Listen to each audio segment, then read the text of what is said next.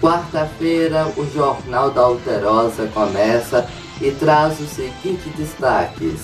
Ministério da Saúde confirma o primeiro caso suspeito de coronavírus. No Brasil, paciente estava internada na capital. Preso ladrão que usava moto amarelo para assaltar mulheres.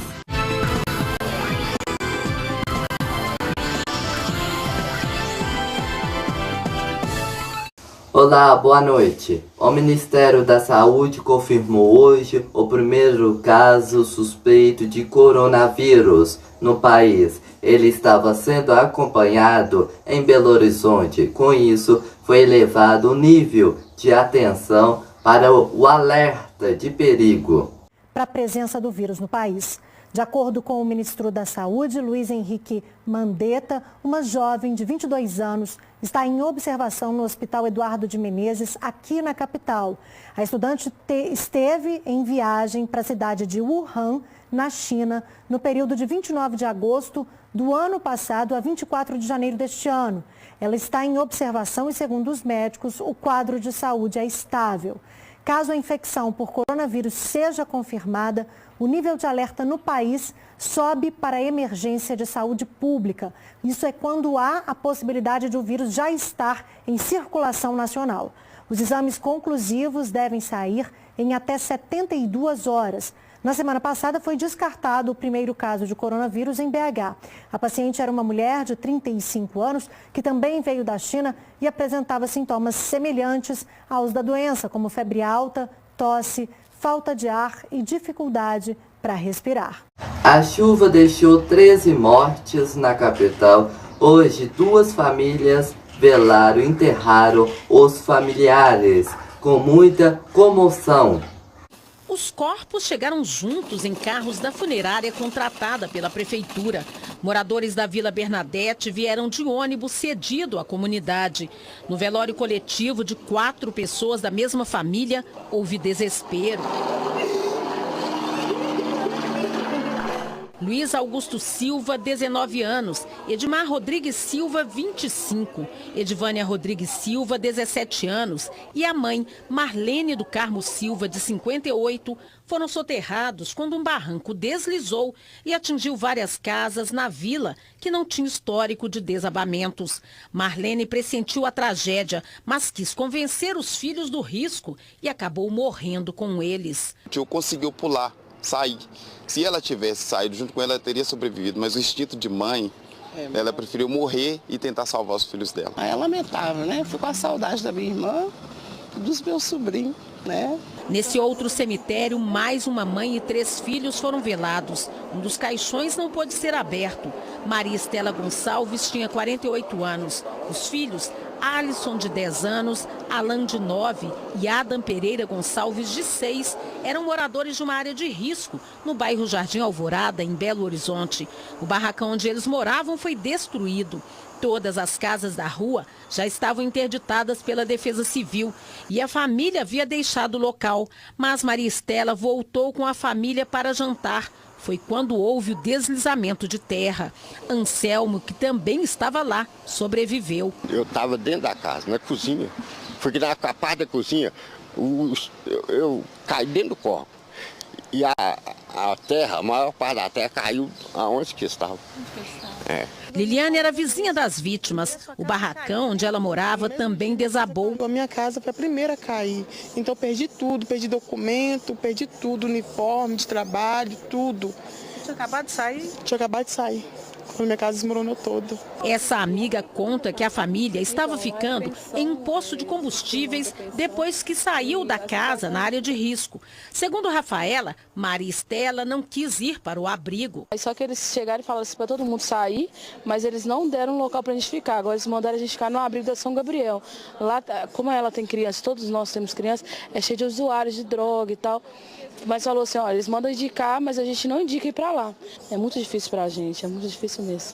Na Avenida Tereza Cristina, na altura do bairro Salgado Filho, na capital, a população continua contabilizando os prejuízos provocados pela chuva. Perdeu todo o material de trabalho. Ele é proprietário desta loja que vende artigos de festa e que ficou completamente alagada. A gente perdeu muito material, muita toalha, muito vidro, muito computador com sistema também, não só material de plástico, de locação, mas os nossos sistemas também, né, o nosso banco de dados. O comerciante está chateado porque ainda não tem previsão para reabrir o estabelecimento.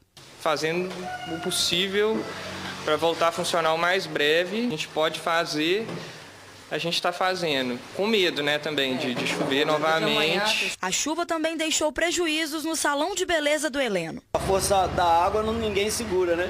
Rebentou a porta, arrebentou tudo e carregou tudo. Prejuízo grande. O importante é estar com saúde, né? Saúde, a gente vai brigar, vai conseguir tudo outra vez. O grupo Associados abraçou essa campanha oficial de ajuda aos desabrigados e os desalojados pela chuva em Minas Gerais. Junto com a Polícia Militar, você pode doar água mineral, alimentos não perecíveis, cobertores, colchões, itens de higiene pessoal, material de limpeza e roupa de cama. As doações podem ser entregues em qualquer unidade dos bombeiros ou da PM em todo o estado, em postos fixos de policiamento, bases de segurança comunitárias, quartéis, batalhões e companhias independentes. Aqui na capital, o Servas também está recebendo as doações. O endereço é a Avenida Cristóvão Colombo, 683, no bairro Funcionários. Tem muita gente... A situação ainda é de alerta, emergência em algumas regiões em Belo Horizonte por causa da chuva. Por isso, os engenheiros da Superintendência de Desenvolvimento da capital realizaram vistorias e avaliam as áreas de risco permanentemente. Em Belo Horizonte, há vários locais como este aqui, onde uma casa está dependurada na encosta. A gente pode ver que o alicerce do imóvel está à mostra. Muita terra desceu com as últimas chuvas, arrastando essas bananeiras que acabaram jogando lama em cima desse imóvel aqui ao lado. Olha, a parede dos fundos foi derrubada e, por sorte, ninguém se feriu. Quando aconteceu o incidente, havia 4 pessoas em casa, um casal e 2 filhos. Por sorte, eles tiveram tempo de sair e agora estão abrigados em casa de vizinhos. A SUDECAP e a Defesa Civil dizem que estão reforçando o serviço de vistorias, mas muita gente insiste em permanecer nos imóveis.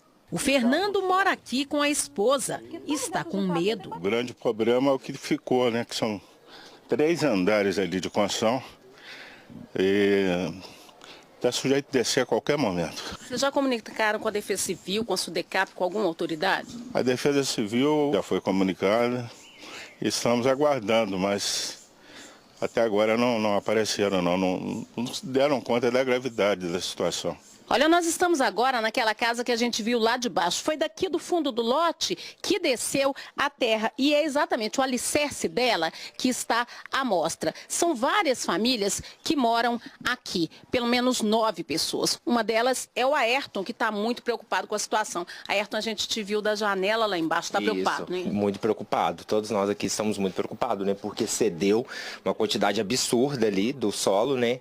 E está perigoso, porque tem vizinho lá, eu acho que como desbarrancou, né, já prejudicou, acredito que o vizinho lá, que daqui dá pra ver que a telha dele já até cedeu, e a gente tá com receio, porque uma vez que isso descer, a minha casa que tá em risco, é a do vizinho, então tá muito perigoso. Já ligaram pra Defesa Civil? Não ligamos. Eu não liguei, ninguém aqui, na verdade, também ligou, não. Tem que ligar. Pois é, eu vou fazer isso agora, antes de eu ir trabalhar, porque tá realmente muito perigoso. A Defesa Civil informou que o alerta de risco geológico permanece, já que em vários locais o solo continua encharcado. Veja na reportagem. Deram uma trégua e, mesmo assim, a recomendação ainda é de alerta. Segundo a Defesa Civil, quando chove acima de 50 milímetros em 2 dias ou 70 em 3 dias, o solo fica saturado e a grande quantidade de água infiltrada pode provocar deslizamentos de terra. De acordo com a Defesa Civil, o solo em Belo Horizonte ainda está muito encharcado e por isso as pessoas devem ficar atentas às trincas nas paredes, poças de água nos quintais, portas e janelas emperradas e rachaduras nos solos. O alerta de risco geológico vai até sexta-feira. Altera as características do sistema geológico como ele está hoje.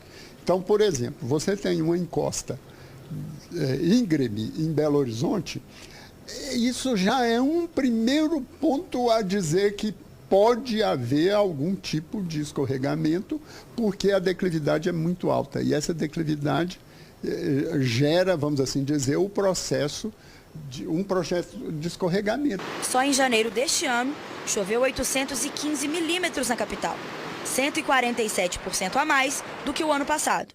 O grande volume de chuva provocou o fenômeno chamado fraturamento de solo. É quando ele começa a escorregar. Então, se ele está escorregando para lá, ele sofre uma espécie de expansão, e essa expansão ela se manifesta através de rachaduras. A recomendação mais genérica é sugerir que não more lá. Essa seria uma espécie de recomendação muito drástica, tá certo? Existem recomendações mais tênues. Então é o seguinte, olha, você está precisando de fazer uma drenagem melhor do que o que está ali.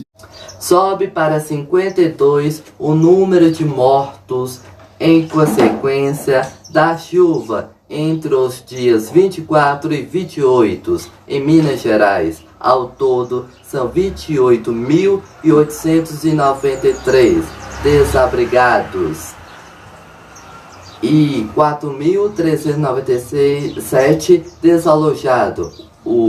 Foi atualizado agora há pouco à tarde pela Defesa Civil do Estado. Em Belo Horizonte, algumas cidades são o maior número de mortes. 13 são os números que aumentam a cada dia. Preocupa. O presidente da Assembleia Legislativa, o deputado Agostinho Patrus, anunciou medidas importantes para ajudar a população. Vamos ver. Importantes que tratariam, em primeiro lugar, da questão da antecipação dos recursos do acordo entre o governo do Estado e os municípios, para que aqueles municípios com situação emergencial já reconhecida pelo Estado possam ter uma antecipação desses valores para, de imediato, fazer frente aos problemas causados pelas chuvas. Além disso, uma legislação que autoriza o governo do Estado a isentar a todos aqueles que buscam segunda via dos seus documentos de forma gratuita, para que aquelas pessoas que perderam tudo, mas principalmente não têm os seus documentos, a sua carteira de trabalho, sua carteira de motorista, ou sua carteira de identidade, para que eles possam rapidamente fazer a segunda via dessas carteiras. A taxa de licenciamento dos veículos que foram atingidos deixem de ser cobradas pelo Estado, porque não é justo que um veículo que foi carregado pelas águas, teve o seu valor completamente desvalorizado e depreciado, ainda tenha o seu proprietário de pagar as despesas com a taxa de licenciamento. Todos aqueles empreendimentos que forem feitos através do governo do Estado para alocação e construção de novas moradias recebam e tenham a preferência nas cidades atingidas e também as pessoas que moram em zona de risco. Então é importante que nas obras que o Estado vai fazer habitacionais, essas pessoas tenham prioridade para que não aconteça tantas mortes como nós vimos nos últimos dias em Minas Gerais. A gente vai para um breve intervalo e a gente volta já já. Os organizados estão... O homem foi preso suspeito de fazer vários furtos na região da Avenida Vilarinho, na capital. Todas as vítimas são mulheres. Imagens de circuito de segurança vão ajudar a identificar o assaltante. Fiquei sem reação, olhei dentro dos olhos dele e pedi, por favor, não leve meu telefone, implorei ele praticamente. Só que mesmo assim ele falou assim, queria me dar um soco na cara. No momento que eu pensei em reagir, ele veio pra me bater. Aí eu não tive como escapar, passei o aparelho, ele subiu na moto e mandou eu sair andando. Aí eu tive que sair andando. Segundo a polícia militar, uma das vítimas voltou ao lugar onde foi assaltada e viu uma câmera de segurança. A câmera registrou a placa da moto e a polícia conseguiu prender o assaltante da moto amarela. Aqui no batalhão, pelo menos 8 vítimas já reconheceram o bandido. As vítimas, pelo menos 12, são todas mulheres e eram ameaçadas. São mulheres, umas ele leva bolsa, mostra arma, faca, e ele não tem medo de nada, né? Ele não tem nada a perder. Na casa do assaltante, a polícia encontrou 4 celulares, uma bucha de maconha, um simulacro de arma de fogo, um punhal e roupas usadas por ele durante os assaltos.